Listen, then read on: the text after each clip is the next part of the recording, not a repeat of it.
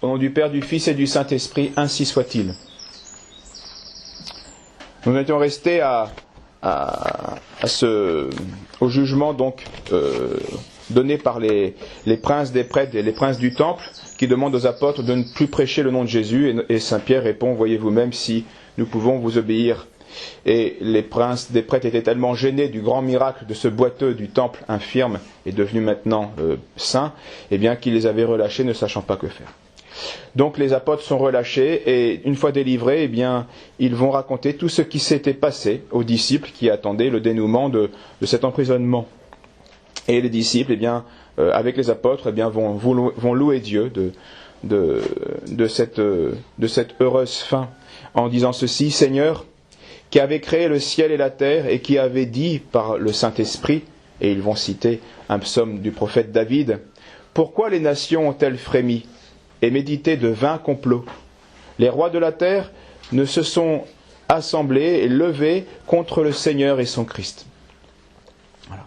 Cet oracle du prophète David, eh bien, se réalisait à l'époque des apôtres, avec Hérode, avec Pilate, avec les puissants du monde, les puissants du jour, et il se réalisera de nombreuses fois dans la vie de l'Église.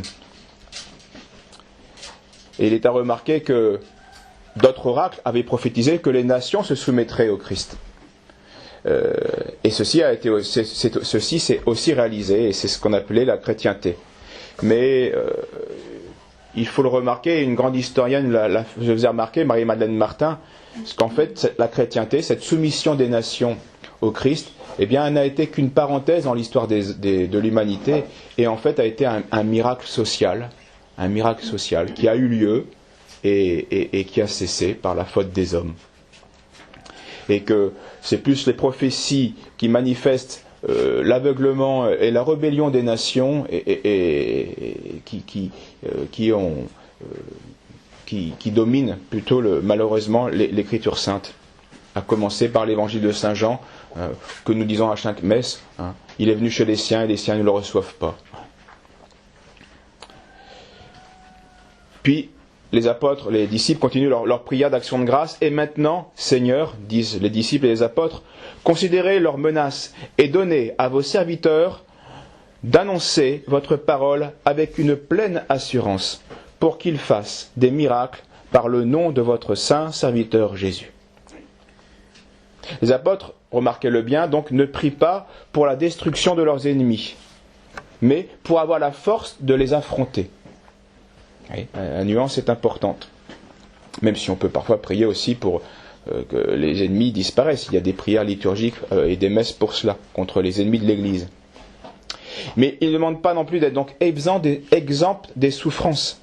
Mais il demande la grâce de savoir les endurer pour prêcher courageusement l'Évangile. Et en cela, ils ne font que répéter la prière de notre Seigneur au jeudi saint. Notre Seigneur priait son Père en disant: Père, je ne vous demande non pas de les retirer du monde, mais de les garder du mal. Voyez la nuance. Je ne vous demande pas de les retirer du monde, nous sommes dans ce monde et le monde est corrompu, on nous obligera à combattre, mais je vous demande de les garder du mal. Donc de ne pas se laisser corrompre par le monde. En tout cas, pas d'esprit de vengeance, mais au contraire une volonté de glorifier Dieu malgré tout, malgré les épreuves et malgré l'infidélité ambiante.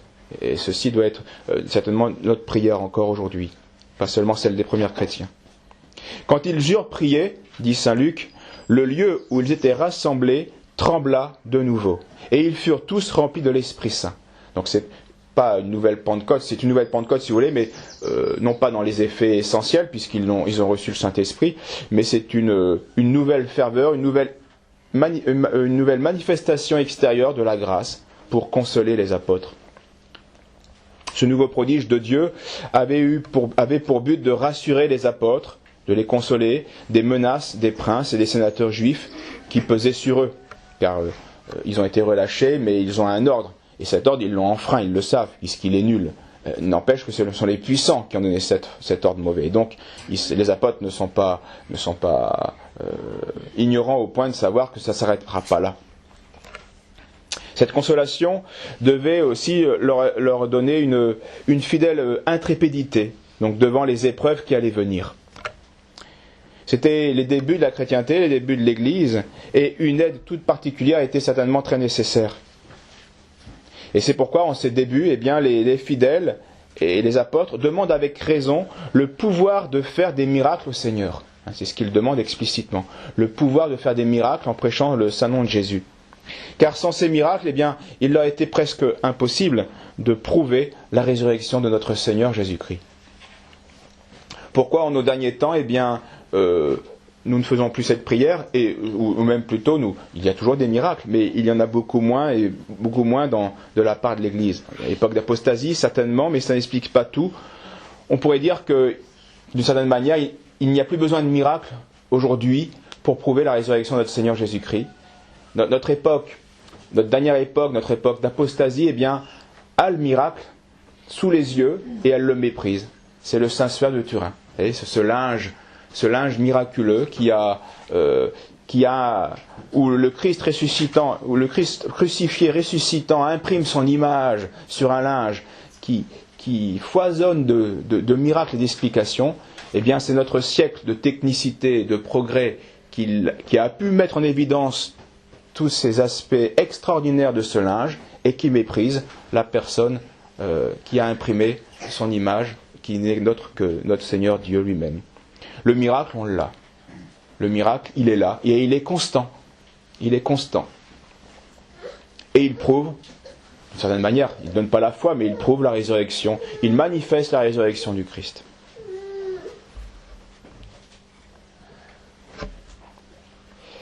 Saint Luc continue en disant que la multitude des fidèles n'avait qu'un cœur et qu'une âme, comme cette prière le montre. Nul n'avait sien ce qu'ils possédaient, mais tout était commun entre eux. On l'avait déjà vu et là, Saint Luc le rappelle. Et il va raconter à cette occasion l'histoire d'Ananie et de Saphir, qui va montrer que ce désintéressement des premiers chrétiens était bien volontaire et signe d'une grande vertu chez cette petite première communauté de chrétiens. Ils donnaient donc tout sans réserve, et de manière volontaire, et mettaient tout en commun. Ce dépouillement personnel pour l'utilité commune est certainement un signe de société vertueuse, qui a le sens en tout cas du bien commun. Et je me souviens d'une anecdote, d'une expérience en Suisse, en Valais, où dans les chalets de montagne, eh bien, ils étaient toujours ouverts, on rentrait, tout était ouvert et plein de nourriture, de vivres, de médicaments, enfin tout ce qu'il fallait pour être secouru. Et il y avait juste un papier qui faisait confiance aux gens et qui leur indiquait le prix des choses qui étaient à leur disposition. Et cette manière de faire manifeste évidemment un sens du bien commun et exige de la vertu chez ceux qui vont profiter de ce bien. Imaginez une maison de secours ouverte dans notre région où il y a tout, ce sera pillé et on mettra, et c'est tout. Et il n'y aura plus de maison, il n'y aura plus de chalet, il n'y aura plus de bien commun qui sera sali. Et donc on le voit très bien cela. La division des biens en soi amoindrit les communautés. Ça va gêner, ça va amoindrir la prospérité d'une communauté.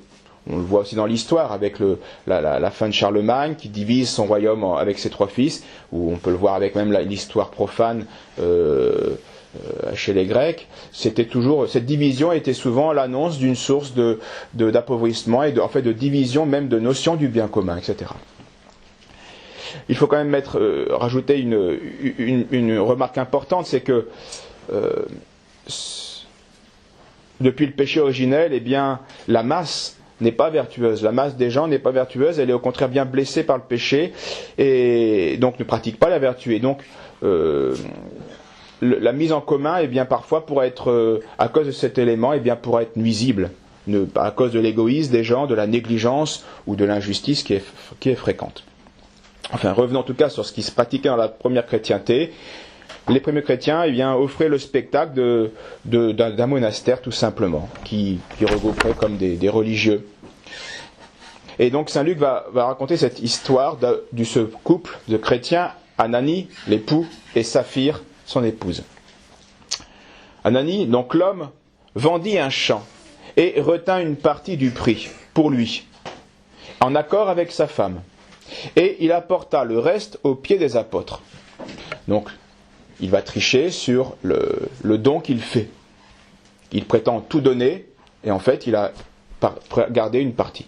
Vous verrez que Saint Pierre le lui reproche. Saint Pierre lui dit, mais pourquoi Satan a-t-il tenté votre cœur, Ananie, pour mentir au Saint-Esprit et retenir le prix du champ? Cette terre, dit Saint Pierre, vous pouviez la garder. Et comme quoi le don était bien volontaire, ce n'était pas du communisme.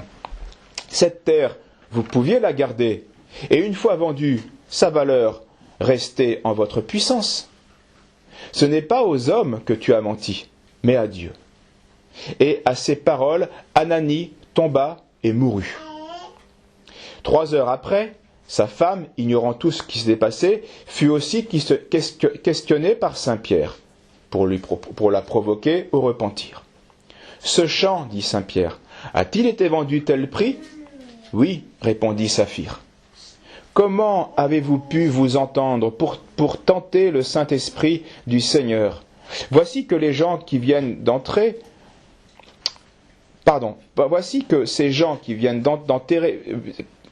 viennent d'enterrer ton mari, et ils vont vous porter aussi en terre. Et à l'instant, Saphir tomba aux pieds de l'apôtre et expira. Une grande crainte se répandit sur toute l'Église. Et on le comprend aisément. Une parole de Saint Pierre, un simple reproche de Saint Pierre, fait tomber les gens et les fait mourir. Donc ça crée une grande crainte dans l'Église, on le comprend. Et Saint Luc finit en disant « La multitude des croyants augmentait et on apportait les malades dans les rues, afin que l'ombre, même au moins de Pierre, passât sur quelques-uns. » Cet épisode d'Ananie et Saphir demande plusieurs réflexions et il y a plusieurs enseignements à tirer à profit. Tout d'abord, remarquons-le, les apôtres font des miracles que notre Seigneur n'avait pas accomplis. Et ceci avait été annoncé par notre Seigneur. Vous ferez des miracles plus grands, plus spectaculaires que ce que j'ai fait. Et en effet, l'ombre du Christ n'a jamais guéri personne. Il fallait le toucher. Oui, il y a eu des miracles comme cela. Mais l'ombre même qui passe sur un malade de Saint Pierre, guérissait parfois ces malades. Ce qui manifeste donc, ces miracles qui permettaient à l'Église certainement de grandir. Ensuite, remarquons bien, la vie des apôtres est une suite incessante de situations contraires. D'abord, il y a le chagrin de l'ascension, la tristesse, le départ du Christ, l'isolement. Puis ensuite, il y a la joie, la consolation de la Pentecôte, fortifiée. Il y a après la persécution et la prison. Et puis tout de suite après, la consolation des nombreuses conversions. Il y a la joie de se sentir environné par la puissance divine. Pierre guérit. Pierre est tout puissant. Il a la puissance de Dieu en lui.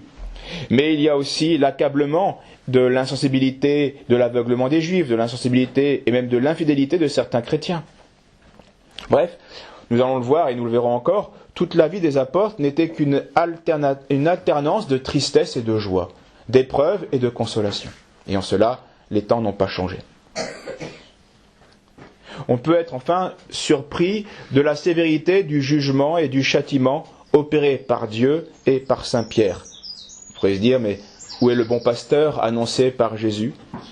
Où est le ministre humble que Saint Pierre, dont on donne le titre à Saint Pierre, le serviteur des serviteurs ? Où est la paternité du sacerdoce ? Pierre parle et fait expirer ce couple chrétien. Il faut d'abord comprendre la gravité du sacrilège fait par Ananie et Saphir. Quand on dit tout donner à Dieu, en reprendre une partie, c'est voler la propriété de Dieu. C'est donc un vol et un sacrilège, et ce sont parmi les péchés les plus graves. D'où cette parole de Saint Pierre, « Pourquoi Satan a-t-il rempli votre cœur ?» Et ce péché fut commis par Ananie et Saphir alors que les chrétiens étaient tous témoins d'innombrables merveilles, de la puissance des apôtres, des miracles qui entouraient les apôtres. Et donc il y avait là certainement une circonstance aggravante. On parlait à Saint Pierre, Et Saint Pierre était environné de la puissance divine. D'ailleurs, c'est pour ça que Saint Pierre dit bien, tu as menti à Dieu. Ananie et Saphir parlent à Pierre, mais c'est à Dieu que tu mens. Et donc c'est un péché contre l'Esprit Saint. Et puis Ananie, après un tel acte, en aurait certainement commis bien d'autres. Car une fois la barrière cassée, eh bien plus rien n'aurait pu l'empêcher, l'arrêter de chuter dans l'hypocrisie, dans le mensonge et dans le mal.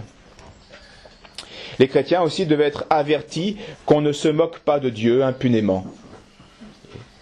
Et remarquons-le, dès les temps apostoliques, eh bien les apôtres ont vu des profanateurs, ont vu des impies, ont vu des injustes.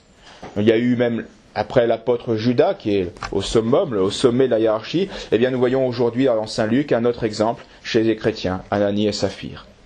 Et à plus forte raison, eh bien en autant de désordre, eh bien nous aurons la tristesse de devoir constater ici ou là, eh bien les mêmes infidélités, les mêmes impiétés, les mêmes combats.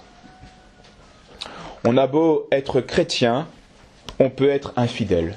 Voilà la leçon de Ananie et de Saphir. On peut être châtié et même condamné, damné. Et si Dieu ne tire pas une prompte vengeance de toutes nos injustices, il faut bien se garder de croire en leur impunité. Dieu est bon et Dieu est juste. Parfois, Dieu châtie tout de suite, comme il le fit dans l'Ancien Testament pour Osa qui toucha l'arche d'alliance et en fut foudroyé, parce qu'il y avait un ordre explicite de Dieu qui disait le contraire. Nous voyons aussi ce châtiment immédiat avec Sodome et Gomorrhe.